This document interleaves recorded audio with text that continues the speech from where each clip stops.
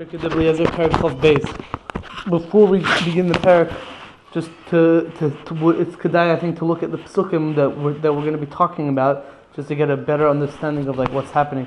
Right, last parak we spoke about Kayin and Hevel, and Kayin killed Hevel, and then Hashem made a gzera that Kayin is going to be wanderer or going around, not living in a specific place, and kind of quasi tshuva, and some of his gzera was taken away, but most of it stayed. That Kayin is going to be like that.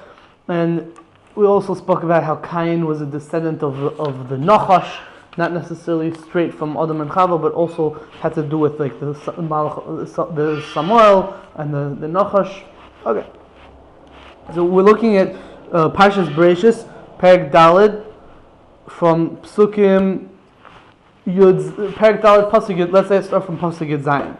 Right, after the story where Kayin goes out and becomes a wanderer, so it says that Kayin knew his wife, and she gave birth to a son named Chanoich, and Chanoich was Bnei. Vayi Bnei. Rashi says it's talking about Kayin built a city. Kayin became a builder, and he built a city, and he called the name of the city Chanoich after the name of his son Chanoich. Right. Pashtus, maybe it means that Kayin himself didn't live there. He just built it and then he went on because he's not allowed to live anywhere specific. He's supposed to be a wanderer.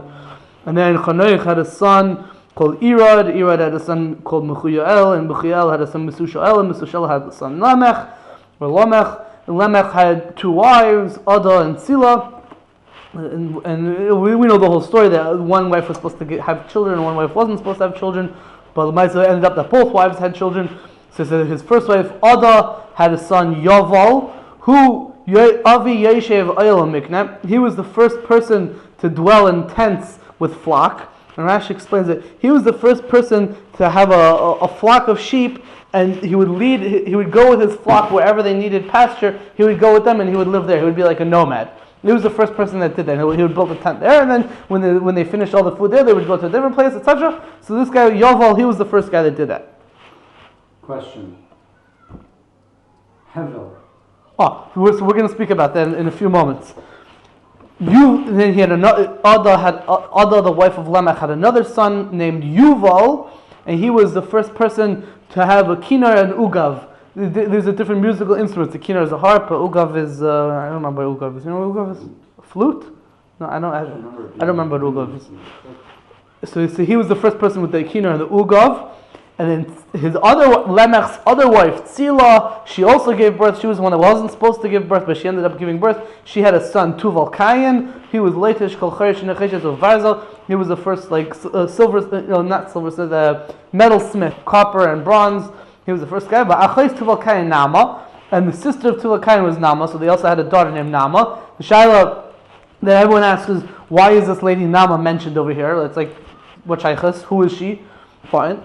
And then there's a whole story with Lamech and his wife that they were having some shalom bayis problems, etc. And then two psukim later it says, and Adam went back to his wife, and he gave birth, and Vateled Bain, she gave birth to him, Vatikra Shmei Sheis, and she called his name Sheis.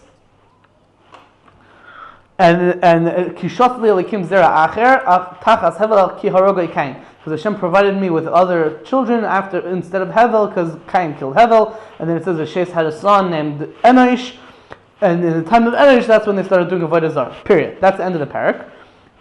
Parak Hey is sort of like a new beginning again. Zeh Sefer told us Adam. This is the book of the generations of Adam. So on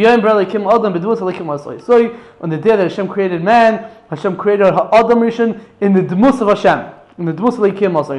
So Zachar and Nekeva Braham, Hashem created a male and female. Hashem blessed them. Adam, He called them collectively mankind. B'yom Hiboram, on the day that they were. And then it says, and Adam was 130 years old when he gave birth. Vayoled b'dmusli kitzalma, he gave birth to his form and to his shadow. Vayikras Shmei Sheis, he called his name Sheis.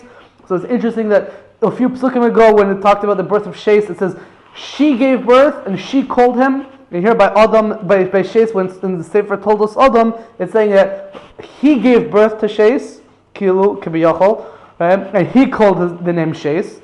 And then Sheis, and then Adam lived for 800 years after he gave birth to Sheis. etc., etc. Then it goes, Sheis had a son Enosh, Enosh had a son Canaan, etc., etc., etc., all the way going down 10 generations till the end of the parak. It goes all the way down to Noach and Noach's 3 sons. That's basically parak Hay in a nutshell. Fine. Now let's see what the Medrash says. Parak Chav Beis in the beginning. Ksiv, it says in the pasuk, Vayichi Adam Shleishim U'Ma'as Shana Vayeled B'Dmusei Ketzamoi. This is the pasuk. It was when Adam was 130 years old, and he gave birth in his dmus and in his tzelem, in his form and in his shadow. And that's talking about the birth of Sheis. Mikanat Olomed Shloi Haya Kayin Mizaroi V'Loimed Musay V'Loimed Tzalma Adam. From here you learn that Kayin was not from the seed of Adam Rishon, and not from the form of Adam Rishon, and not from the shadow of Adam Rishon. Because only here it says, by the birth of Sheis, it says, Vayeled b'dmusei ketzamai. It doesn't say that by Kayin, because Kayin wasn't. As we said in the previous parak, that Kayin was really either also from the Nachash, or Dafka from the Nachash and Chava. It wasn't necessarily just from Adam Rishon. We said that last week, that it was last week or 2 weeks ago, there was from the Rikanti in Parshas Bereshis, that it was a mixture, that because it doesn't, he says like it doesn't make sense that like just the zera of a nachash and a woman could create a person. So like he said like it's also some sort of mixture exactly. I'm not sure exactly how it works out, but Al Kapanim, that's the word. And the Radal says, besides the fact that it says bidmusay ketsamai, also here it says dafka by the birth of Sheis, it says vayoyled, that Adam Rishon gave birth. Masha'enke by Kayin, and by Kayin it says Vatahar Vateled, she gave birth. And also it says over here by Sheis, Vayikra Shemay Sheis, that he called the name Sheis. But by Kayin it just says Vatomer Konisi Ishis Hashem. Right? So this is why we see that Sheis is different than Kayin. And the deeds of Sheis are not similar to the deeds and the deeds of Kayin, the deeds of Kayin are not similar to the deeds of Hevel. The Mepharshim say that Hevel was a tzaddik gomer, but Kayin was not. Until Sheis was born, and he was from the seed of Adam Rishon and from the form of Adam Rishon. And the actions of Sheis were similar to the actions of Hevel Achiv, who was a tzaddik gomer. Shneimar says, Right.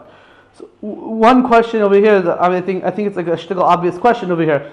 We said that Kayin wasn't b'dmusei v'tzalmai of Adam Rishon until but Sheis was. The shaila is, what about Hevel?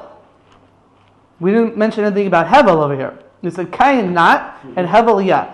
So like you could bring rayas both ways. It's like the Radal says that because it says by Kayin it says that she gave birth, and by Sheis it says he gave birth. So if you look at Hevel, it says that she gave birth by Hevel. Right? Fine. So that sounds like Hevel was also not b'dmusei v'tzalmai of Adam Rishon. If you look at the Kriyas Hashem, so the Radal says that by Kayin it says Vatomer Kanis Ishis Hashem, that she gave the name of Kayin, and by Sheis it says it really says in the Psukim twice. Once he gave it and once she gave it. But there's a point that it says that he gave the name of Sheis. So Sheis was not was kashur to Adam Rishon, but b'dmus v'tzalmai. What about Hevel? Well, if you look in the Torah, it never says that Hashem. It never says anything about giving the name Hevel. It just says he was born and he was born as Hevel. But it doesn't say anything about someone was born and they called him Hevel. It never says that. There's different reasons why it doesn't say that. Because Hevel was going to be killed. So usually the Chuvas Rashba, interestingly, in Chelik Dalet Siman Lamed, says that he's actually speaking about different things in Parshas Bereshis. But he says that when it talks about Kriyas Shem, giving a name to something, that refers to the fact that thing is going to last. Something when the Torah says that they give something a name, it means that it's going to last. The Hevel, so you could say that Hevel, since he died very very quickly, so he died very quickly. So the Torah didn't bother speaking out why his name was named Hevel, because it wasn't a get to talk about giving him a name, because he wasn't permanent. He was only temporary. So the Torah also wasn't Hevel. Meaning Hevel must be starting. So alright, so the Pirush Haran al Torah says basically something like that. They're like he's like nothing because like he died basically, not long after he was born. But okay, so that's on the one hand, if you want to discuss with what Adal says, the Rabbi Yomi Israel on the page over here says that no, it sounds like Hevel Taka wasn't b'dmusei v'tzalmai of Adam Rishon, because we're saying Kayin wasn't until Sheis. So who's from Kayin till Sheis is also including Hevel. So Hevel was also not b'dmusei v'tzalmai. So he says, why not? Hevel was a tzaddik. So and we know that Hevel was a tzaddik. So what's the problem? Why wasn't Hevel b'dmusei v'tzalmai of Adam Rishon? So he says that because Hevel was born together with Kayin, so Hashem wouldn't make it, even though Hevel wasn't born from the zera of the Nachash, only Kayin was, but since they were born together, they were in the same, let's say in the same gestation, they were in the same pregnancy, so Hashem didn't want to make it that Hevel would have the Dmus of Itzalmai of Adam Rishon, just because there was somebody who for sure wasn't with him, so Hashem didn't want it, even though he didn't have the same pagam as Kayin. That's what Rabbi Yomi Israel says. But of course, I point out that that's only true if you learn that they were twins. If you learn that Kayin was born and then Hevel was born, so what's the problem? But the MS is like this. The MS is that the Marsha really asks this question. The Marsha in Eruvin Yud Chesam at Beis, he brings this Pirkei Eliezer. He says, what about Hevel? Was Hevel b'dmusei v'tzalmai of Adam Rishon or not? And he says, the Medrash said Kayin not, and Sheis yeah. What about Hevel? So the Marsha says that the Medrash didn't have to speak about Hevel because we know that Sheis is a Gilgul of Hevel. We spoke last week that Sheis was a Gilgul of Hevel. We mentioned that Moshe is Rosh Teves. Moshe, Sheis, Hevel. So Moshe Rabbeinu was a Gilgul of Sheis and Hevel, and Sheis and Hevel are Gilgulim of each other. It's the same Sherish Neshama. You missed a good one. But the point is that Sheis is a Gilgul of Hevel. So Mimela, we didn't have to speak out that Hevel was born with Musa v'Tzalmai of Adam Rishon, because if we're saying that Sheis was, so Mimela, Hevel was, because it's the same thing. And we know that the lashon of the pasuk is Kishosli Elikim Zera Acher Tachas Hevel, instead of Hevel. That Sheis is instead of Hevel. It's like Hevel died, and then Sheis came like in place of Hevel. He's taking his role in the world. So that makes sense that he's a Gilgul. Is that why Pirkei Eliezer says?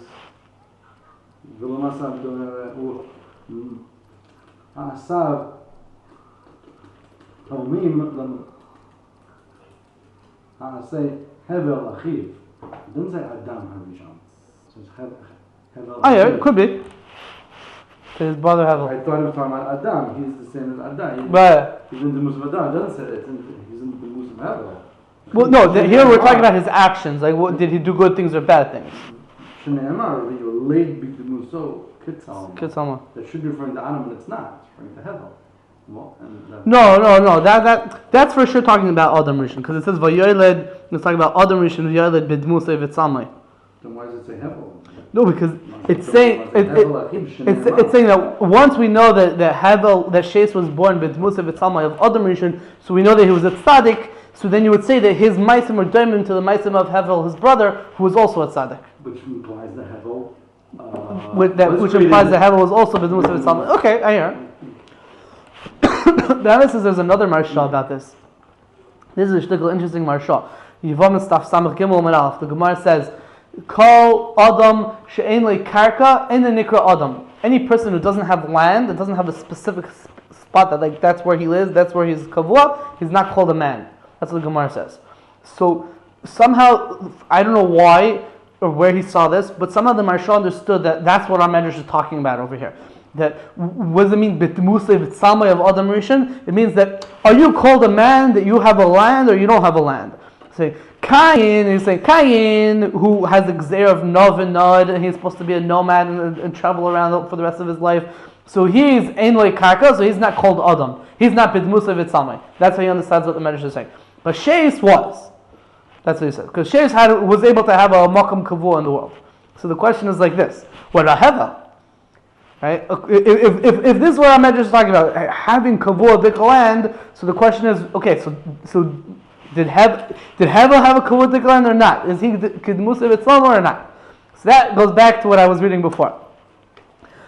We know that Hevel was a shepherd. right? So being a shepherd, l'chor, you would understand that means that he didn't have a kavudik land, right? But we just said that it says in the pasuk that by the descendants of Kayin, one of them was named Yaval, who avi yeshev ayel mikna. He was the first one sitting in tents and flock. And Rashi says, "Hu haya harishan l'roye behemais b'midbaros." He was the first one to have his animals graze in the wilderness. V'yeshev ahalim chadash chidish kan. And and he was the first one to be mechadish the Indian of tents. Bishvil v'chidish kan bishvil mirat tzayna, and he was mechadish it because of for the pasture of his flock. Whenever they finished grazing over here, so then he would pick up his tent and move and go elsewhere. Right? So that sounds like this. He was the first one that did that. This guy Yovel was the first guy that did that. It sounds like Hevel, who was before him. I just noticed that Hevel and Yovel are very similar words. But Hevel, who was before him, sounds like he didn't do that. He was Taka Kavu in a place. So maybe he'll say that by the Marshal's rubric, Hevel Taka was Bidmusav et Salma of the mission. Not sure. You're saying Yuval was not Yovel. Yovel. Yuval was the other guy. He was the Avi Kol Kinar V'Ugav. Because they just thought a shepherd does have a kavua makom. They just also go around sheep all the time. They do have a kavua makom. So you say at the end of the day they'll go back to a certain Abraham house. Was from Haran. Abraham lived in Hebron. He was a shepherd. No, that's what could be. They do also go around and they have. You're saying it could be it's both. Places they have a. So it's not clear. At the end of the day, it's not really so clear. I mean, I would assume that Hevel was the same thing as Sheis, that was Kedusa. It's something like the Marshal says, but it's not so clear. Fine. Rabbi Shmuel Omer, this is a shtickle repeat. Rabbi Shmuel Omer, he says, Misheis alo b'siachsu kol abrios v'chol daris hatzadikim. From Sheis came out, or miyuchas, or ascribed to Sheis, all the brios, all the people who are of creation, v'chol daris hatzadikim. We'll focus on these two things in a moment. All the creation, people who are of creation, and all the generations of tzadikim. Umikayin olav v'nesiachsu kol daris harushoyim hapoishim hamodim shemordu b'mokim. And from Kayin were ascribed all the generations of the Rishoyim who rebel and they dafka do averes and they rebel against Hashem. V'amru, and they say, for example, Einanu tzrichim leptibos kishomecha v'lo ladas esdrachecha. We don't need the drop of your rain, and we don't need to know your paths of Hashem. Shneimar, it says the pasuk v'yomru lokel sur mimenu. They say to Hashem, to the powerful one, to Hashem, sur mimenu, remove yourself from us. And the Radal has an interesting chap over here. So how do we know that this pasuk in Eov, how do we know that it's talking about the descendants of Kayin? It's not Mefurish in the Eov that's what it's talking about. So if you look two psukim later, it's talking about these people that said that said to Hashem sur mimenu. So it says about them, Yisu betuf v'chinor v'yismuchu l'kol ugav. These people, they sit around with their music and they're enjoying their music. Yisu b'toif v'chinor, they have their toif and their chinor. Right? The drums and the harp, and they're being happy with the ugav. Right? And we said that the person that made a kinor and a ugav was Yuval, the son of Lemech, the son of Kayin, who was the descendant of Kayin. So you see that this has something to do with the descendants of Kayin. That's a shtickle remez that the Radal says that this pasuk is talking dafka about the descendants of Kayin. Well, you have a look on your face. The descendants of Kayin, we talking about biological descendants or spiritual descendants? Here we're talking about biological descendants. Because a lot of times when he says Kayin, we don't know who we're talking about. Yeah. Because later on he's going to speak about the Nefillim, right? All the times. Right. Like this. It's Knanim, right? There it's obviously not them because they didn't survive the flood, right? Well, okay. Well, so we're gonna get to that. But Kayin, the Radal at this point, actually in Ois Hey, he brings a Zohar in Parshas Acharemais that the Zohar says that one kavana of what we're saying over here is that all the we'll say it like this. When we're saying over here is that when the Torah in Parak Hey in Sefer Bereshis is going through Zeh Sefer told us Adam, and it goes through all the generations from Adam, Sheis, Enosh, Canaan, etc., all the way down to Noach, 10 generations. So all 10 generations that are mentioned in the Torah, those were all tzaddikim. The direct patrilineal descent from Adam Rishon till Noach through Sheis were all tzaddikim. That's what it means here. Oh, so the Radal says that, and according to this, it sounds like Enosh Taka was a tzaddik. So we spoke about before in Parak Yud Ches at the end of the Parak, if Enosh it was the Rasha himself, or it was in the times of Enosh that they started Avodah Zarah, or Enosh himself was also from the people that started Avodah Zarah, because the Gemara in Shabbos brings up. The Machlokes in the Gemara, Sheis was the father of the whole thing, or just in that generation. Right, because the Gemara brings the pasuk of Ashrei Enosh Yas Zois of Adam Yachzik Ba. It says even if you're Ovid Avodah Zarah Kedar Shel Enosh, but if you keep Shabbos, then you'll be okay. Your averos are going to be forgiven, right? So one gift of the Gemara is even if you're doing avodah zarah like the door of Enosh, and one gift says even if you're doing avodah zarah like Enosh. So that's the shaila of Enosh was himself was from avodah zarah. Masha Ein, when we talk about all the people that are mentioned in the Torah as descendants of Kayin, so the assumption is that those are all Rishonim. Right, we did mention the descendants of Kayin, not in the Sefer Toldos Adam, but in the end of Parak Dalet, it says that Kayin had Chanoich, and Chanoich had Ira Michuyael, Mesushael Lemech, and all these the descendants of Lemech that were mentioned, etc. Right, that all these people that are mentioned from Kayin are Rishon. And the MS is that the Torah didn't really want to talk about the descendants of Kayin B'chlal. We didn't even want to talk about them. Or we're just focusing on the descendants of Sheis. That's the Zeh Sefer told us to Adam that these are the generations of Adam. It's just descendants of Sheis. Why did we B'chlal talk about the descendants of Kayin? So Radal says because each thing we have to mention because some certain people did certain things. We have to mention it all the way down to Lemech because Lemech's sons were important people. We said that Yaval was Avi Yeshev El Mikne. Yuval was Teves. He was the one who was Mechadesh Kiner V'Ugov. Tubal-Cain was the first guy who smelted metals, and Achis Tubal-Cain Naamah we haven't explained it yet, but for some reason she's also significant. Why she's mentioned over here? That's one nukuda. The other nukuda the Radal brings from the Zayar and Parshas Acharei Mos that it's not just the descendants of Kayin that are mentioned that we're saying are Rishon, but the Zayar says that all the Doros, all generations, whenever you have a Rasha, every Rasha has a bit of the neshama of Kayin in him.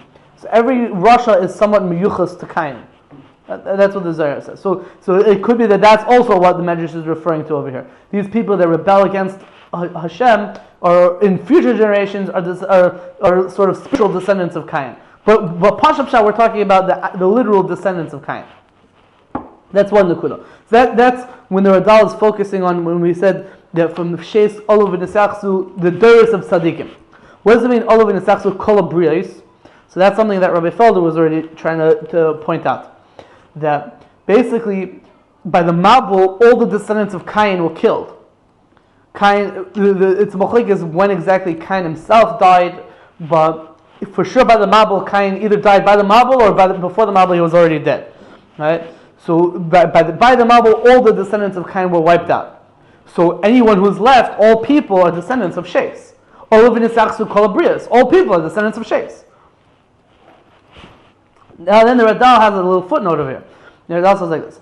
And this we're going to speak about this lady Naamah. Right? We said the sister of Tubal-Cain, or the daughter of Lamech, her name was Naamah. The Shaila is why is she mentioned over here? What's the significance of this lady Naamah?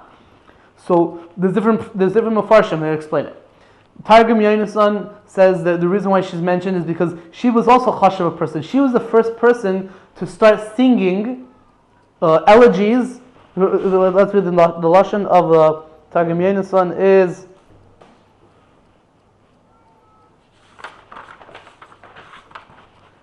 he has moras kinin v'zimrin. She was the first person to sing kinin, like kinos, elegies, and zimrin, like songs. So that's why she's chashuv. She's mentioned over here in the Chumash. And the Pirush Aran al Torah says that it's true, but you know why the Torah didn't speak it out? is because like it's not snooze to speak about a woman singing or whatever, like called Isha Erva, so we didn't want to speak it up beferish, but we had to mention her because she's still a chashuv, she's still an important, prominent individual in the history of the world. That's what the Pirush Haran says. That's Targum Yonason. Actually, the Pirush Haran calls it Targum Yerushalmi, which is probably a more accurate description of what that Targum is. The Zohar famously talks about that Naamah was the mother of Ashmodai, who the king of the Shedim, and then the different descendants of Shedim and Mazikim come from Naamah, and she was like evil and whatever. We might speak about that in a few moments. That's one thing. But Chazal and Bereishis Rabbah say something else. And really, it's machlokes over there. The Medrash Bereishis Rabbah Parsha Chav Gimel says that this Naamah, Tubal-Cain Naamah, why is she mentioned? What's so significant about her? She was the wife of Noach. That's what it says in the Medrash. She was the wife of Noach. Then the other Medrash says, then the Medrash brings another opinion and says, no, she wasn't the wife of Noach. Really, Noach was married to somebody else who was named Naamah. Right? Just same name, different person.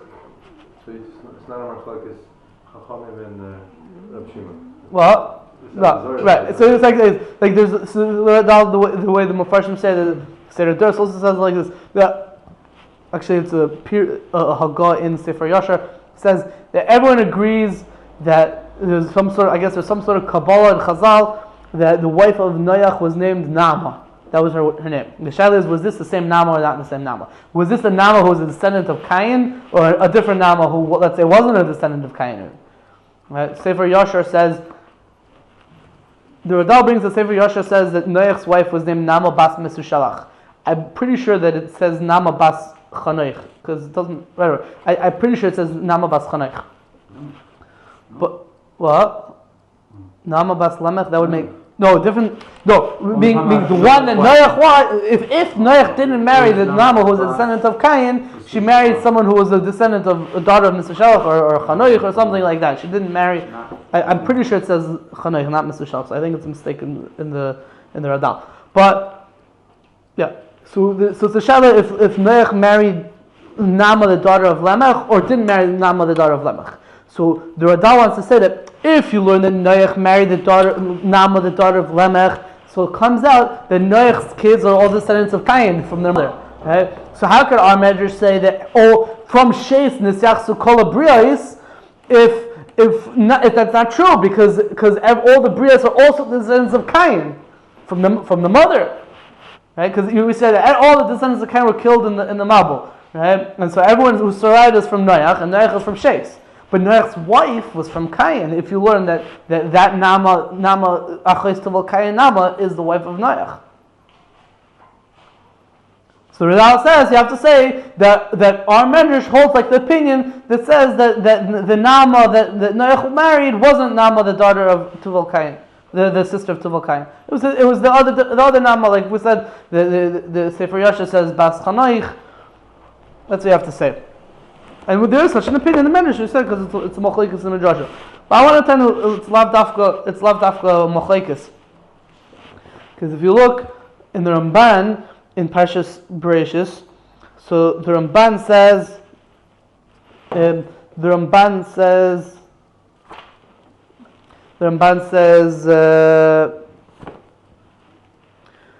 he brings the Medrash, Yeshayim Ishtar shel Noach Chaisa. Achos Tubal-Cain Naamah says Yeshayim that she was the wife of Noach, right?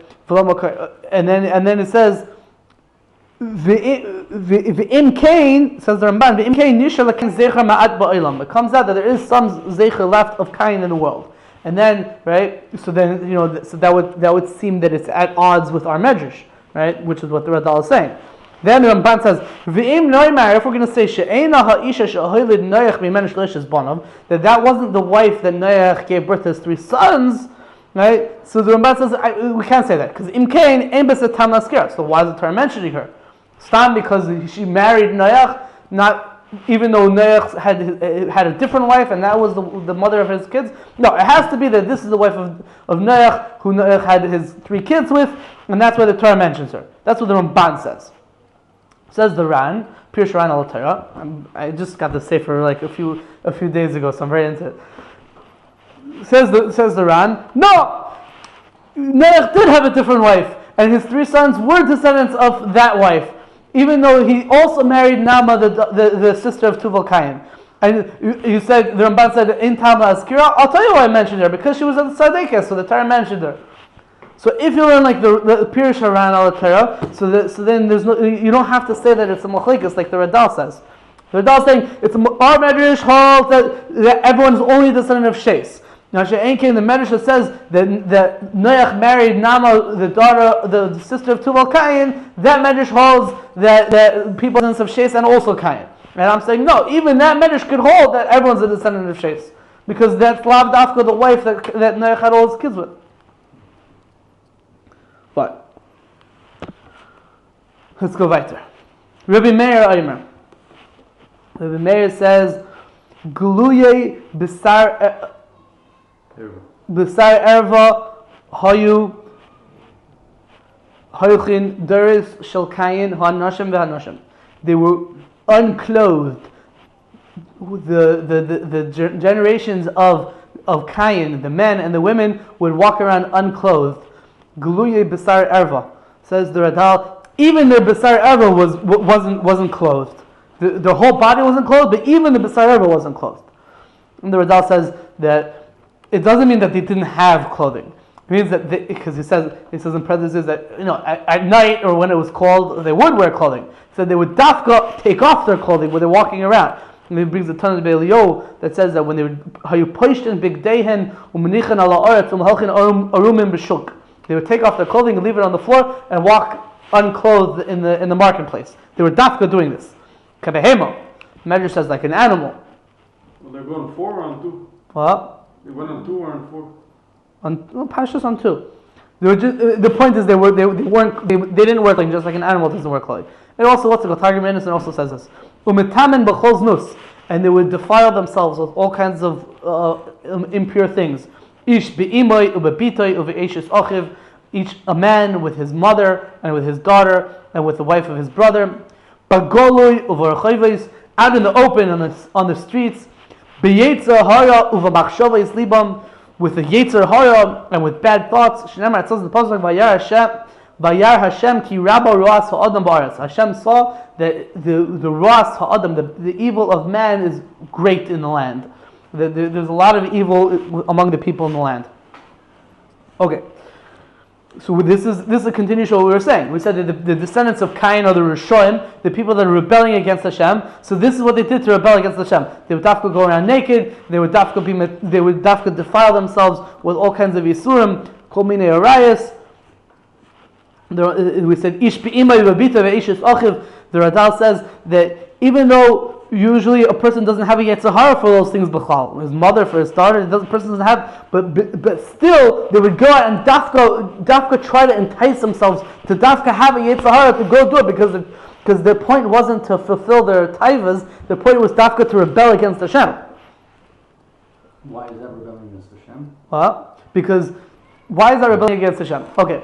I wasn't planning on speaking about this part, but I was thinking about that also. Why do they dafka choose this way of rebelling against Hashem? No rules yet. So, no, there definitely were rules, because we know that Hashem gave to Adam Rishon 6 commandments, right? The Sheva mitzvahs Bnei Noach, except for Ever min Achai, because he's not allowed to eat meat. But also those Bnei Noach. This is before Noach. No, to Adam Rishon. What we call the Sheva mitzvahs Bnei Noach were given to Adam Rishon. Yeah, we were all given to Adam Rishon, except for Ever min Achai. The reason why it's called the Sheva Mitzvahs Bnei Noach is because it was only set when it got to Noach. That's when it became 7. But the first 6 were already there from the beginning of time. So the Shaila is, why did they choose this way to rebel against Hashem? So there's a few ways. There's a few places where we see this idea. First of all, we see it in Parshas Balak that after Balak tried cursing the Jews, right? So it didn't work out for him, right? So he said so after Bilam tried cursing the Jews and it didn't work out for him, so Balak said to him like, okay, so what are we going to do now? So Bilam says, oh, I have an eitzah for you. It says Elikehem Seine Zima. I can't find the Rashi, but it's a famous Rashi. Here we go. Rashi in Bamidbar Sefer B'Minor, Parak Chav Dalet, Pasuk Yudalet. It says, L'cha iyatzecha, I'm going to give you an Eitzah. Malach ha'lasais, umahi ha'Eitzah. What are you going to do and what's the Eitzah? Elekehem shel elu seine zimahu. The God of these people, He hates, promiscuity. Right? So the way to get Hashem angry at the Jews is to get them to be nichshal in these type of affairs. See, it didn't say that, Hashem hates people on Mechal Shabbos, so try to get them to be Mechal Shabbos. That's not what it said. It said, Elekehem seine zimah. Hashem hates promiscuity. That dafko is what Hashem hates. So if you're trying to get Hashem angry, you're trying to rebel against Hashem, that's dafko what you would do. And we know that the first mitzvahs that Hashem gave included arayas. We spoke about that in the beginning of the previous parak. That even when Hashem said the first mitzvah was not to eat from the Eitz Hadas, the first mitzvah really was also included in that. We said that mipri ha'etz shebeseicha gan. We said that the gan is ein gan el losh nekiya. Mashe beseicha gan is beseicha guf, and it's really talking about arayas. Right? So all that we see there, that was like the first thing that was the first commandment. It's like if you're going to go against Hashem, you go against Mamash, the first thing that He said, and then that's the way of rebelling against Him. So you try to get Him angry. There's another kul over here that it says. It says in the Medrash that they did it b'yetzer hara uva machshavas libam, with a bad yetzer, with a bad inclination, and with the thoughts of their heart. So what does that mean? So the Radal says a nukuda like this. It says that the yetzer hara means that whatever they would see, they would try to do averes with. Like it says in the Gemara in Saita, ein yetzer hara shalit el b'mash ein of royas. So when they're looking at things, they were going to be doing averes with it. And then b'machshavas libam, even when they're not looking at it, which is abnormal because usually you only have a taiva for something that you look at. Even when they weren't looking at it, they put themselves into a situation where they would have a taiva. Rabbi Elio Me'izver makes another point, a similar idea. He says, they're not looking. Even when they're not looking, they were like mamish, like trying to like mamish rebel and like doing mamish l'shma. Rabbi Elio Me'izver makes another point. He says, look, if that's the way they walked on the street, unclothed, and that's the way everyone was doing it, whatever, so then you after a while people are going to lose the taiva because that's normal now, right? You're desensitized to it. So then what were they being nichshal? What was their avera? They weren't going to be doing. So saying no, even when they were used to it, they were still pushing themselves to go do averas because they were trying to fight. That's what it means. B'yet Sahara. They were with a bad yetzer, with a bad like creation, like a lashon of yetzer. They're like trying to create the bad in themselves. And this idea is also a similar idea is brought in the Ramban and Parshas Netzavim. The Ramban says that a person, the pasuk says in Parshas Netzavim, "Haya b'shama yistivri Allah." If a person is going back on, let's say, the curses of Parshas Kisavim, the Teichacha, so the person is going to hear these curses. And he's going to give himself a bracha in his heart. He's going to give himself they say in the Yiddish zichbenchen. He's going to give himself his own bracha. He's going to say, Shalom Yaleh, it'll be okay for me. Kibushus libi elech. Wherever my heart goes, wherever my heart wants, that's where I'm going to go. In order to have the satisfied supply for the thirsty. So what does that mean? Have the satisfied supply for the thirsty? So there's an Indian in not just talking about Isurim of Arayas or whatever, but it's in general when a person has all kinds of different taivas. So a person might be inclined to think, okay, I have a taiva for like this type of, say taivas achila, taivas nashim, taivas, I don't know, whatever different types of taivas. So a person, look, I'll give in to like my taivas achila, and whatever taivas I have for achila, I'll do it. And then that way, my yetzer hara won't bother me about other things because I'm doing the bad things that I want. Right? So we're going to say that no, it doesn't work like that. Because what happens is once you start doing one set of bad things, then the yetzer hara becomes thirsty and it wants more and more and more. As what's his name said, someone told to the Gemara.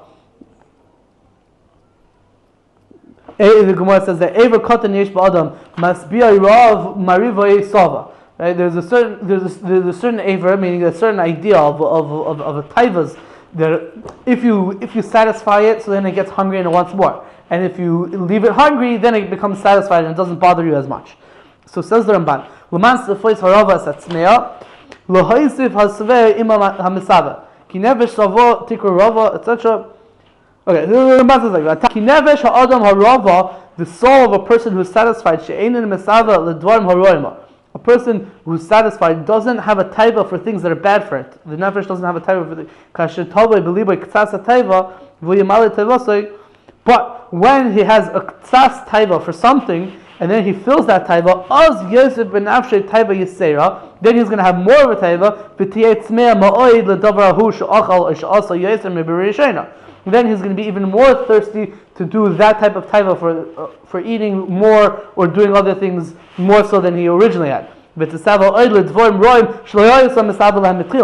then the next step is that he's going to want to do that even more. Then the next step is that he's going to want to be misada for things that he never even had a taiva for beforehand. And he's going to come up with new things that he wants to do.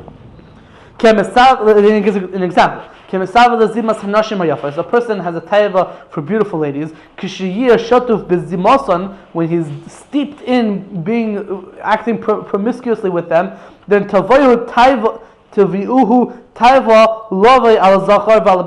then he's going to have more. He's going to give himself a taiva to have with a zachar and with a behema, etc. That's the way it works. Oh, the Ramban has right? So what we're doing was dafka this idea.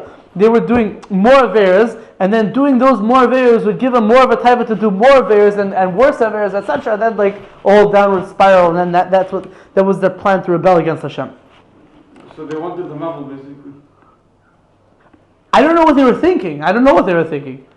They were just trying to show that we don't need anybody else. We do what we do, and we do what we want to do. And you told us not to do this, so we're definitely going to do it. It's hard to understand exactly what was their mentality and what was their agenda, but they're thirsty. They wanted the novel. First of all, what was the motivation? What? What was the motivation? Right, I'm not sure exactly what the motivation is. Sort of happy? The motivation was just to show Hashem like we're in charge of our own lives, I guess. But why? I don't know. There's already Smolani on there. No, so I think that in this part our generation is. Sounds like you heard it. I think that in this part our generation is better than the generation of Kayin, of the descendants of Kayin. Is better because in our generation people aren't doing averas l'shma. They're doing it really because of their taivas. They're not doing it to rebel against Hashem. They don't even know that Hashem exists. They're like so removed. Here, these guys are doing it dafka to rebel. They knew what Hashem was. Right, they knew who Hashem was, and they're dafka not listening to Hashem. That's why I asked what was the motivation. Like, nowadays we see it, but just look around. We see that the tithe itself is motivation. But this Ramban, you mama see it in contemporary society. Like you have like the 60s with the free love, and then you had like the pornography generation, etc. And then the next generation is like, oh, Mishkav Zachar is an acceptable thing, whatever. And then the next generation is going to say like Mishkav Behema is also going to be acceptable. Like that's mamish the Ramban. It's a progression. So isn't the Ramban? What? The later generations are going to be like that? Yeah, that's what I'll show you.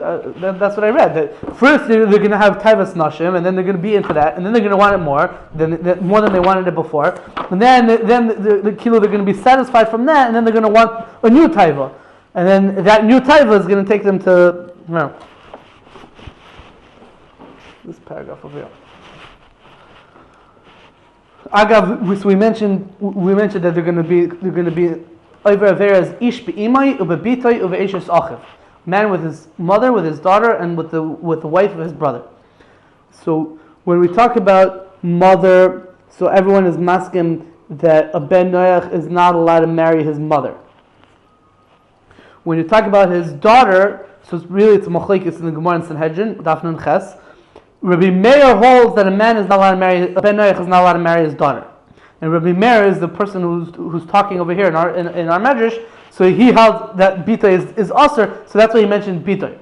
The Gemara in Sanhedrin says that Rav Huna says that according to Rabbi Eliezer and Rabbi Kiva, a ben noach is actually allowed to marry his daughter because you don't have yichus from the father's side. So even though she's your daughter, but she's technically not your daughter because the Bnei doesn't have yichus from the father. So therefore, she's not really your daughter, and you're really allowed to marry her. And that the Rambam in Hilchos Malachim Perek Tes paskins like this, that a Bnei is allowed to marry his own daughter. Eishes Achiv. So the problem with Eishes Achiv is like this: that besides the fact that Goyim don't have yichus from their father, but Goyim also don't have what we call ishus. Right? Let's say like there can't be an Isser for a Goy to marry two sisters, because the fact that you married one doesn't mean that you can't marry the other, because it's not called by a Yid. So when you do Kedushin, so Kedushin creates something that now that you did Kedushin, it can create that you're also to other people. But by a Goy, they don't have let's say a Kedushin that would make it that now they're considered married, so she could become also to other people. So when let's say when you're talking about Bnei Noach, so if a Ben Noach's brother marries somebody else, right? So marries a lady, so the first brother is not going to be usher to her because she's my brother's wife, because there's no such thing as my brother's wife. There's no Isser of a Ben Noach marrying Eishes Achiv. Even if you'll say it's Achiv mina aim or whatever, but there's no Isser of Eishes Achiv. The only Isser Ben Noach has is that she's Eishes Ish. She's married, so you're not allowed to marry someone who's already married, right? But the fact that she's married to your brother, like, the nafkamina is like by in your Yevamos it comes up, right? The Eishes Achiv is Aser if your brother marries a woman and then he dies with kids, or he dies in a situation where there's no yibum, or he divorces her, or whatever, you're not allowed to marry her, even though she's not in Eishes Ish anymore, she's still Eishes Achiv. But by Ben Noach, if your brother's wife, if your brother marries somebody and then he's dead, or he divorces her or whatever, so she's not married to him anymore, so you're allowed to marry her because there's no Isser of Eishes Achiv. So what's the measure saying here, Eishes Achiv? So the Radal says that you have to understand that when it says Eishes Achiv, it doesn't literally mean your brother's wife, rather it means your fellow's wife, like Eishes Re'ehu, the wife of somebody else. That's what it meant. So they would go out and be mezana with their mother, their daughter, and the wives of other people. Fine. That's that Nakuda. So the next part, we would have to look back at the Psukim again in Parshas Bereishis before we go weiter. Bereishis Perek Vav Pasuk Aleph. I have a chumash over here if you want to look at it. Bereishis Perek Vav Pasuk Aleph. It was when man began to multiply on the face of the world, so they started having daughters. Vayiru Bnei Elohim as Bnei HaAdam ki Teves heina vayikulam nashem mikol asher bachor. And the Bnei Elohim saw the Bnei HaAdam. Bnei Elohim saw the Bnei HaAdam ki Teves heina, that they were very good. Pashas means good looking, and they took them as wives. From whatever they chose, they forcibly took them and whatever. And then the next pasuk says Hashem got upset and he said, you know what? I can't deal with this anymore. I'm going to limit people's lifespans to 120 years. They're not going to be living for hundreds and hundreds of years, so they won't be making so much trouble. And then the next pasuk says, the Nefillim were in the land at that time. And also afterwards, when Bnei Elohim would come and have relations with Bnei Adam, and they would give birth to issue, those are the Gibarim that are like known and that people know about, the old timer Gibarim. So the Nefillim, there's some sort of Bnei Elohim that married the Bnei Adam, and then Nefillim are like their descendants, and Nefillim are also called Gibarim. And then the next pasuk, we already saw this pasuk in the Medrash. Vayar Hashem ki rabba ras adam ba'aretz. Hashem saw that the magnitude of the evil in the world, of man's evil in the world, was very great. Everything that they're thinking about in their heart is bad all day. Vayinachem Hashem reconsidered ki asas adam ba'aretz, that He made man in the land. Vayisatev liboy, and he was sort of sad in his heart, whatever that means. Then Hashem said, I'm going to just erase the man that I created on the face of the world, from man to behema, because I'm reconsidering the fact that I created them. And the pasuk is, and Noach found favor in the eyes of Hashem. Shaila is, what's this whole story over here? There were these Bnei Elohim, and they married, and they saw that the Bnei HaAdam were good look, were nice, and they married them, and then the Nefillim and Giborim came out from them. What's happening over here? So there's a lot of different explanations, and we'll try to go through some basic ones, and then we'll see the mahalach that's taken up over here by the Medrash. Rashi famously says that Bnei Elohim are talking about the Sarim and Shaitim, the officers, like the princes, and the judges, like the Chasheva people. And basically, the way Rashi seems to understand it is that there were these people that were very in positions of power, and they were taking advantages of their positions of power to marry people that they wouldn't have otherwise married, just because they were Teves, Heina, and they decided to marry them, and they forcibly took them, and etc. That's the way Rashi understands it. Other Mefarshim understand it that it's talking about the descendants of Kayin and the descendants of Hevel marrying into each other. The descendants of Kayin and the descendants of Sheis, marrying into each other. Really, Kayin and Sheis shouldn't have married into each other because they're like different species of human beings. Pashut. This was Bnei Sheis or Kidmusik B'Tzalmai. Bnei Kayin were not Vidusmai Tzalmai of Hashem. So they're like mamish pashut, like different types of animals. Even it's like sort of like climb in a way. Other Mefarshim say that because Kayin killed Hevel, and so that would make Sheis the Goyal Adam because he was the brother. So you should stay away from the family of the person that like you sort of like you should really take revenge on. So you don't want to marry into that family. That Rabbi Yehuda Chassid I think said that.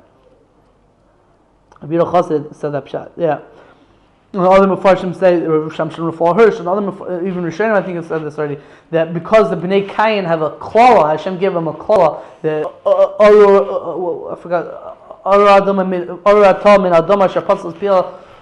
that you're going to be cursed, etc. So the Bnei Kayin are cursed, so Hashem didn't really want it that the Bnei Kayin should marry into Bnei Sheis who weren't cursed. That they have the regular bracha that people have. So all these different Mefarshim together are basically saying a story that the Bnei Anakim, who were the sons of Sheis, married the Bnei Adam, who were the sons of Kayin, and they shouldn't have done that, and that brought about bad things in the world. Also, some Mefarshim said that what it's talking about. Who says this? The Pirush Torah L'Torah says that, and the Ramban said that before Bnei started doing Avodah Zarah, so people had like physical strength and they were a lot stronger or whatever, and then afterwards people started getting weaker and weaker. So it says that the stronger people usually they were marrying people from their generation, marrying the stronger people, marrying the stronger people, and the weaker people marrying the weaker people. But then what happened was the stronger people saw the weaker people and they liked them too, so they started marrying also the weaker people and taking advantage of that. So that was also causing bad things to happen in the world, and that's who these Nefillim and the Giborim are. That's one mahalach in Chazal. The other mahalach is like this: that there's a whole story. There's a whole story of malachim that came up. That were in Shemayim that were saying that Hashem should destroy the world. This is brought in Yalkut Shemaini in the name of Medrash Avkir, Yalkut Shemaini Parshas Bereishis. It says that these two malachim, Shem Chazai and Azazel or Azazel, other Midrashim give different names for them, Shem Chazai and Azazel, or Uzzah and Azazel, etc. That they came to Hashem and they said, "Look, you created the world, and these people." Why Hashem? Why did you create the world? These people are so bad. If we were there, we would be better off. So Hashem says, "Oh, really? So let's test it out." So Hashem sent them down to the world to act like people and said, "Look, let's see what you would do when you came to the world." And it says in the Medrash that they came down and they saw this beautiful-looking woman, human woman, whose name was Ishtar. If you remind me in a few moments, I'll tell you a little bit about the name Ishtar.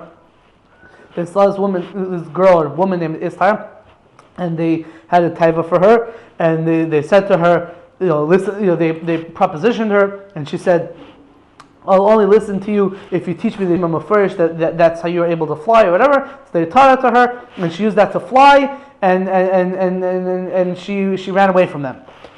But in the end, these people, these malachim from Shemayim, they went around and they started doing all kinds of affairs, and from that were born all kinds of different interesting people, giants, Oig, Melech HaBashan, according to some places in Chazal, descendants, Oig and Sichan and Oig, and other Shadim and giants or whatever came from the union between these malachim and these women, the human women. She's trying to run away. It sounds like she was on a higher madriga. She was on a higher madriga, yeah. The Medrash says that Hashem put her as a constellation, like in memory of her. It's an interesting zach that the Ramban and Chumash has when we're talking about Achos Tubal-Cain Naamah. So the Ramban says this Medrash that her name was Naamah, but our Medrash it says her name was Ishtar. And the name Ishtar is an interesting name because the name Ishtar is actually the name of an Avodah Zarah in Babylon called Ishtar or Istar.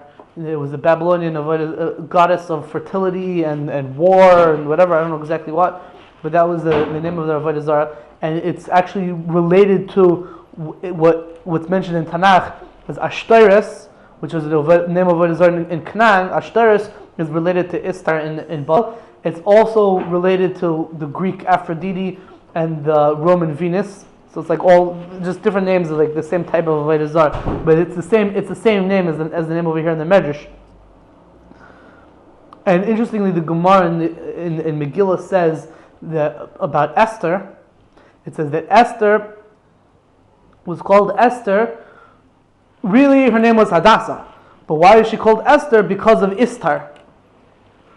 Because of, and the Yalkut Shemini, when it brings this Gemara, it says because of the Koichav Noiga, which is called Ishtar. Koichav Noiga is Venus, which is called Ishtar. So it's saying that Esther Malka was named after this Avodah, the same name as this Avodah Zarah, which is like Venus or whatever, and it's also the same name as this lady who was able to withstand being prepositioned by these malachim, which is an interesting idea. The Zohar. Why? How come they all call the same name? Esther Merkel was called the same name as this Avodah Zarah. Elohim was for some kind of tikkun or something. Yeah, I don't know. It's one of these. I have to work out that question. I'm also a shtickle bothered by it. You have to. It's a good question. But you have to be very stupid to call your son Nimrod, like people do nowadays. Yeah. People are very, very, very stupid. You don't do it. But yeah, Ishtar. What was I going to say? The same letters. The Zohar says what? The same letters of Esther. It's shy if you spell it with a tough or with a test, but basically it's the same. Or there's also yud, whatever. But it's interesting that the Zohar says that this lady, that there was a lady not from that came Ashmadai and whatever. So that's like a similar. The same star. Yeah. Star. Yeah. And by the way, the English word star comes from this. That's what I'm telling you. Yeah. That's what I think. It says that. It's beferish Wikipedia. Yeah. From this goddess? Yeah. Venus being the first star you see. Yeah, first in the morning star. That's what I want to get. Venus. That's where I want to get. Like if Venus is a star, right? A big one. And the real shot is, what does this have to do with Lucifer, which is also the name of the morning star, and is also the name in Christian theology is the name of the devil after he went off the derech. Before he went off the derech, I don't know how to put all these things together. And then in Kabbalah, there's something called Klipas Noiga, which also may have something to do with Venus. I don't know. I have to speak to people that know more about these things than I do. But there's another version of this medrash that says this is brought in the Pirush Hamiyuchas of the Rosh on Chumash in Parshas Vayetze. Is it in Parshas Vayetze? In Parshas Bereshis. It says that like this. These angels came over to her and they asked her to listen, to be with them, and then she said to them, "I will only be with you if you give me your wings." So it says they took off their wings and they gave their wings to her, and she took the wings and she flew off. The same thing. Not Shem first, but she took their wings. And it says in Pirush Rosh Al Torah And that's the pshat in Parshas Vayetze when Yaakov Avinu was sleeping by Beisel and he had a dream with the ladder, and there were malachim going up the ladder. So he said that's the pshat why the malachim had to go up the ladder because it didn't have wings. It's these malachim. This is deep. They were going up and down the ladder. Yeah, that's a good question. I don't know. So they're going on a long hike. But what? Yeah. But once I'm mentioning this Pirush Rosh Hashanah, I have to say over this story. It's a famous story about the Maril. Because this is the Malachim. Because I call my first son is called Michael, and I was checking this. It was in this parsha. He was wearing this parsha or whatever. And I was looking for a word, and I found that some fortune called the Malachim Michael and Michael or whatever, the Aaron and Moshe. Is a different. They never mentioned this. Okay, the Mefarshim and Chumash. Maybe they had different Mefarshim. They never mentioned that these Melachim, those bad Melachim over there. Yeah, this sefer has it in the back of here. It's Pirush HaRosh al Torah. It's, by the way, it's not really from the Rosh. It's called Pirush HaRosh, but it's only miyuchas to the Rosh. It's not really. He didn't really write it. Rav Yaakov, what's the name? Rav Yaakov Chaim Sefer, the Rosh Hashiva of Kaf Chaim in Yerushalayim, writes this.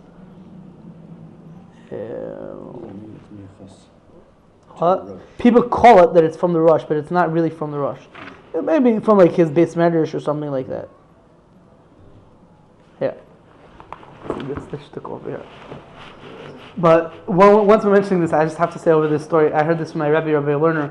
A famous story about the Maril Diskin. There was one time a guy who was a real Am Haaretz, and he was known as an Am Haaretz in Yerushalayim, and he died. And after he died, so his descendants found under his bed, they found hundreds and hundreds of pages of ksavim that he wrote, Chidush Torah, that this guy wrote on paper. So they were all excited. They said, you see, our father really wasn't the Am Haaretz, he was really a big Talmud Chacham, he was just hiding it, etc. So they went to the Maril Diskin and they wanted to ask us for his haskama because they wanted to print his writings. So the Maril Diskin opens it up and it's like looking at opens up to a random page. What does it say on the random page? It says like this. There's a kasha. Why did the Malachim have to put up the ladder in Yaakov Avinu's dream? They have wings. So the guy says, merely that you have to say that they were baby Malachim and they didn't grow their wings yet. So the Maril Diskin saw this. He said, Mamish Bayartik, it's Sister Torah. We have to keep it hidden. We can't publish it. But my Rebbe says, according to this Pirush Rosh al Torah, you answer that question. But okay, so that's more or less that's more or less the story brought in the Medrash Avkir and other sources, and that's the Mahalach that Pirkei Debelezer is going to go with over here. Rebbe says, "Ro'u hamalachim shenaflu mimakom kedushasan min hashamayim as Bnei Kayin mahalchis gliyos b'sar erva." The malachim that fell down from their holy place in Shemayim saw the daughters of Kayin going out unclothed, and they would make up their eyes like prostitutes. And these malachim deviated after these girls, and they took from them wives. And the Radal says they took from them wives, not that they took these girls as wives, but they took these girls even though they were wives of other people, and they took them for themselves. This is something interesting about this stuff. I'm sorry to go back a little bit. What? Yeah. It says here that they lo yachlu la'alot ad shematzu sulam sheYaakov Avinu chalam ve'alu. It was just a dream, man. Come on, you can't hop up on something that was a dream. I don't know. I don't get it. It's also interesting that all the other angels, they found a ladder, but they found a ladder. There those wasn't other his angels dream. didn't need a ladder. It's fascinating that Yaakov saw a ladder. Yeah. There was a ladder. Yeah. That's the thing. They found that letter, the letter that he was dreaming about. He was dreaming of. Yeah. Okay. Something. So these ladies were making themselves up nicely, or whatever, and then the angels fell for them, and they married them. Even the married ones, they took them for themselves. Shemar, it says in the pasuk, "Vayu v'nei ha'alihim as bnei so Adam ki Teves heina," that they were Teves. So the Medrash over here is understanding Bnei ha'alihim is talking about these angels, and Bnei so Adam is talking about the Bnei Kayin that were acting very pressed, and the angels wanted to marry the Bnei Kayin. The pasuk is ki Teves hena, because they were Teves. The word Teves, if you look in the pasuk, it's spelled without vavs, right? Ki Teves hena without any vavs. Mm-hmm. So I found this very interesting zach in the Pirush Rekeach on Megillas Esther in Perek Beis pasuk Tezayin. The Pirush Rekeach says that this story happened in the month of Teves. Ki Teves hena is Ki Teves hena. In the month of Teves. Then now the Gemara says, "Huh? It's cold. It's cold." That's the point. No, because the way I understood is because the Gemara in Megillah says that what was this? It says in the pasuk that Esther was taken to the house of Chashverosh in the month of Teves. So the Gemara says, why Dafka in the month of Teves? So the Gemara says because that's the month that the goof is nana from the warmth of another goof. So maybe that's the pshat over here. I don't know. But it's not, it was one more thing I wanted to say. There's a sefer called Imri Noya Malatayra from one of the Rishonim in Parshas Acharemais. So he says that there's an Inyan Dafka on Yom Kippur to speak about this story of the Malachim that came down and were Nichshal, because if the Malachim are going to be Mekachik against us in Din on Yom Kippur, so we mention this story and say, look, even if the Malachim were in our situation, they would also be Nichshal. So he says that's Dafka why we talk about this story on Yom Kippur. Why do we talk about it on Yom Kippur? So he says, because that's the Indian of story of Azazel. Azazel was one of these Malachim that came, according to some Girsois, of Shem Chazai and Azazel. Fine. Weiter. Rabbi Shua ben Korcha Omer. Rabbi Shua ben Korcha says like this. He says a technical question and a technical answer about this story. Hamalachim eish loihatim. Angels are made out of burning fire, a flaming fire. Shneimah says the pasuk misharts of eish loihat. Right? In Baruch Nafshi it says misharts of eish loihat. The misharsim of Hashem, the workers of Hashem, the servants of Hashem are eish loihat, a flaming fire. Is a goof, and something that's made out of fire can engage in relations with someone who's a basar v'dam, and it's not going to burn them. If malachim are made out of fire, so how could they have relations with human people? They would just burn them. So he says, "Elo b'shah shenaflu min hashamayim mimekayim kedushason koichan v'kaymason kivnei Adam." When they came down from Shemayim, from their lofty holy place up there, when they came down to earth, so then their koyach and their kaymason, not sure what that means in this context, but their kaymason and their koichan were like people. They existed like in the physical way. Ulevushan gush offer.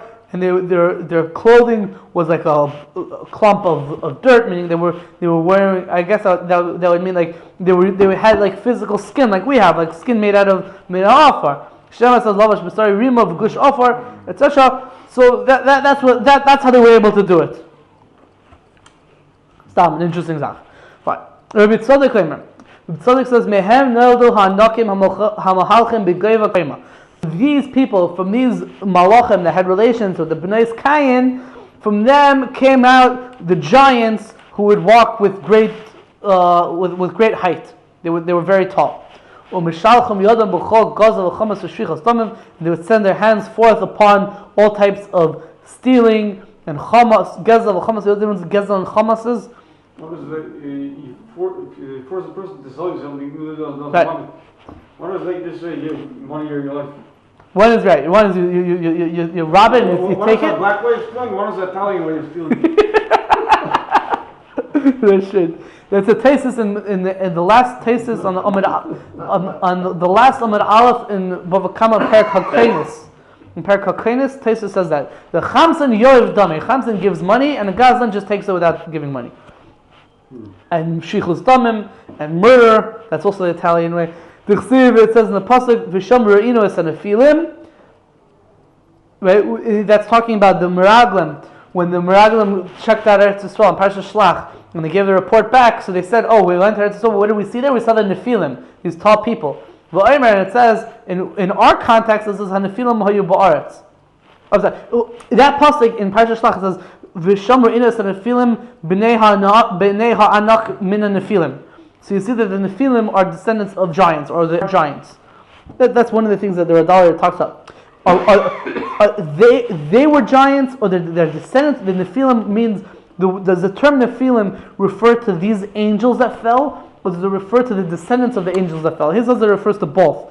Bikaron, it means the angels that fell, but it also means the descendants of the angels that fell.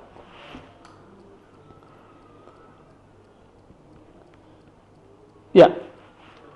What? What's the pshat that they're so giant? Why is it always talking about them being giants? And the Raglim were like Chagavim, meaning, how come they were so big? Why? What's the pshat that they had to be so big?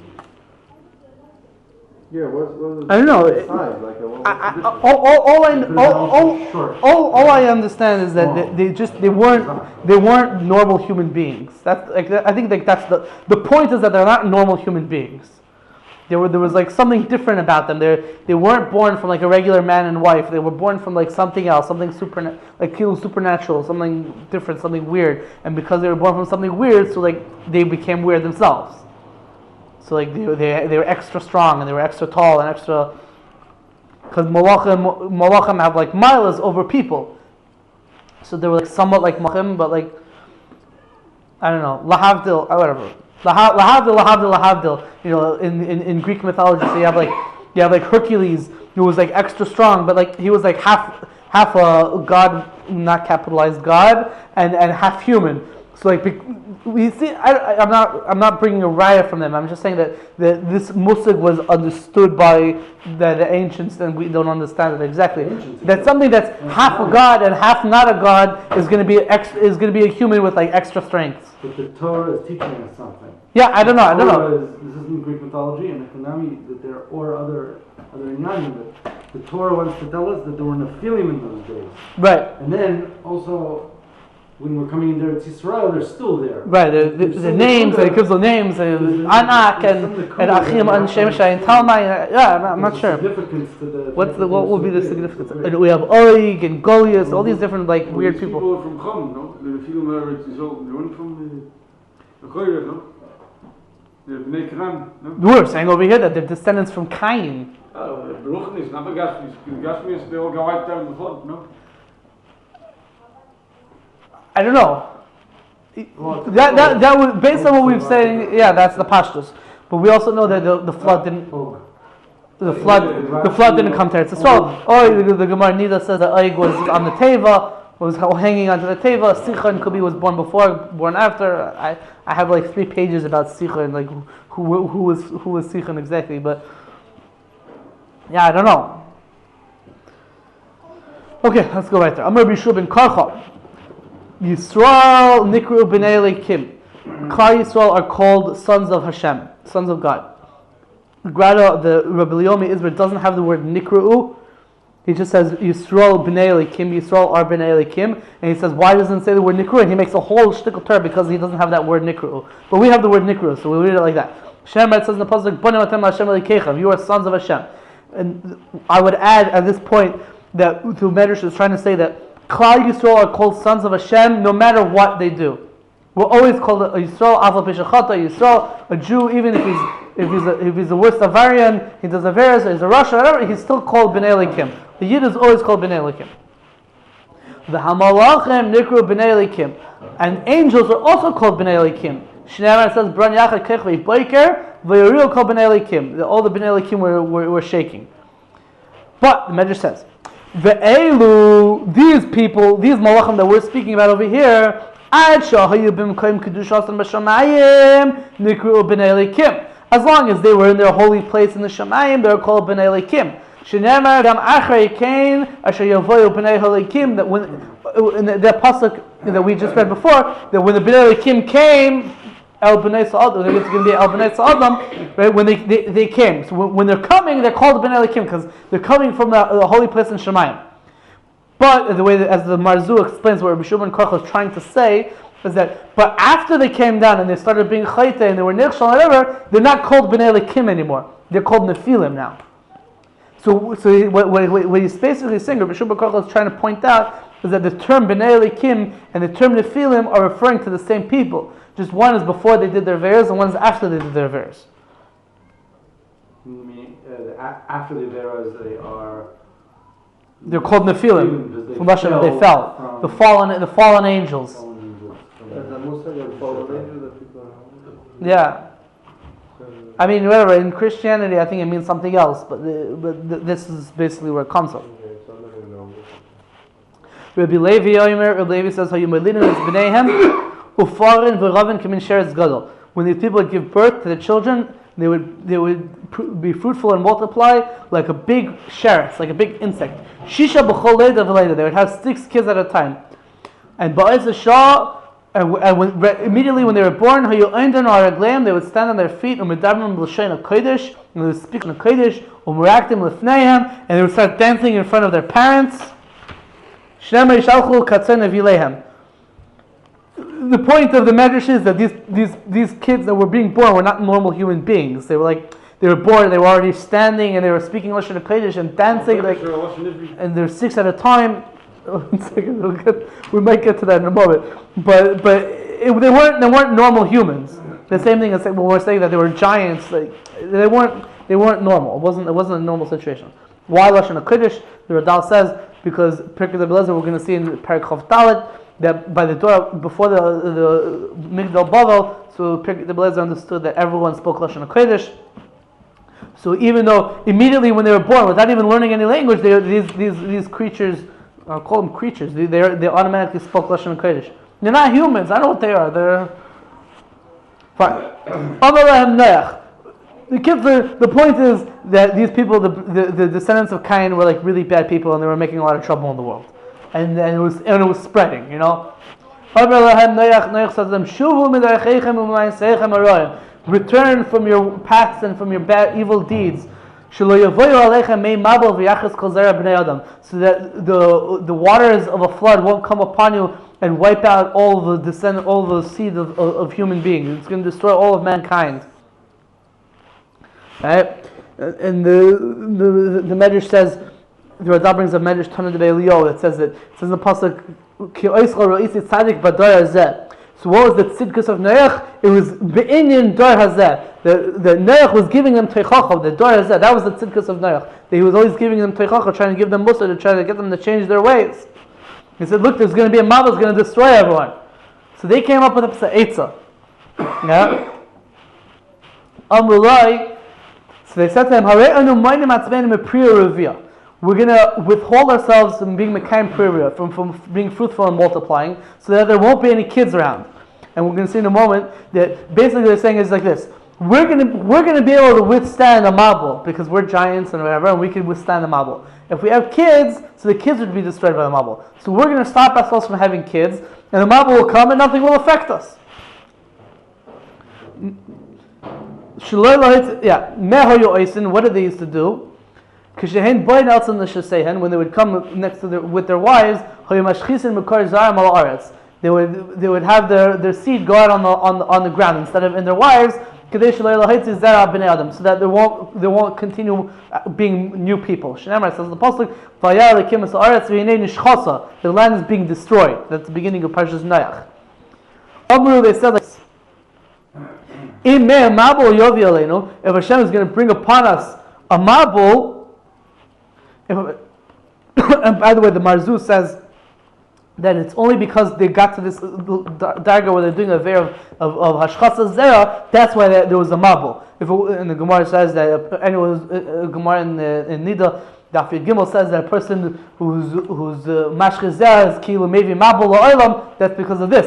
Only because they're mashchis zera, that's why Hashem brought the mabul. But all their other aveirs, as bad as they are, that wasn't enough. But Amru, they said, if Hashem is going to bring upon us the waters of a flood, we're very tall. As much water as Hashem is going to bring to the world, it's not going to reach our neck. I mean, we're really tall, right? So maybe Hashem is going to bring up the waters from under the ground. So if Hashem is going to bring the waters from the Meitah Haimais, right? Hare Parses Raglenu, Listem Esataimus. we're going to take our foot and we're going to stomp the holes of where the water is going to come up from underground and stop the water from coming up and stuff it up, and then it won't affect us. Right? So that's the thing. So us, we won't get affected by the mabul. If we have kids, the kids could be affected because they're smaller or whatever, they didn't grow up yet. So we're not going to have, we're not going to have, so they won't be affected. And us, we won't be affected stomach because we're so strong and we're so big and nothing can stop us. So what do they do? They put out their hands, they put out their feet, and they closed up all the corridors that Hashem would bring out water from under the ground. So what did Hashem do by the Mabul when he was going to destroy them in the end?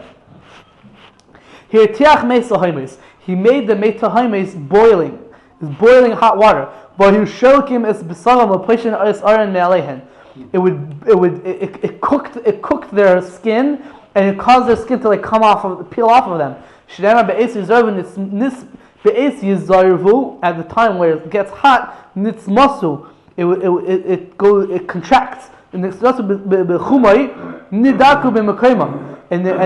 would be moved from its place. Because the Radal says that chumay sounds like a lashon of cham meaning anger. It says no, it means chamimay meaning heat. When it gets hot, when the hot waters came out from the mabul from under the ground, so that started making their skin move out, peel and move into the wrong place, and that's how these giants died in the mabul. And he says, the Radal also points out that in Targum Yonasan it says that the rain that came down from the mabul was also boiling hot. So it's like boiling hot water coming from up down and from down up. And he wants to say maybe it's a mochlekes. The eight that they give, only it was according to that. They were only water's coming from below. Right. They don't think they're saying if it's going to be rain, so how much rain is it going to come? It's not going to come enough to our neck. Yeah. And then it's like if it's going to come from the bottom, so we'll just stomp on the ground, and then the water won't come up anymore. And they didn't realize that Hashem can do whatever He wants and make it's going to be boiling hot water, and you can't stomp on it. It's going to make their skin peel and whatever. And then that was the end of the people from the Dar of Kayin. Why didn't Hashem just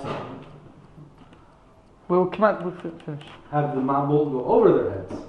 Why did it have? Why was it mugbal to add savarin? I don't know. I was wondering the same thing. They knew it was going to be lower than their. Maybe they didn't think that Hashem was going to destroy the world. They thought Hashem was just going to destroy people.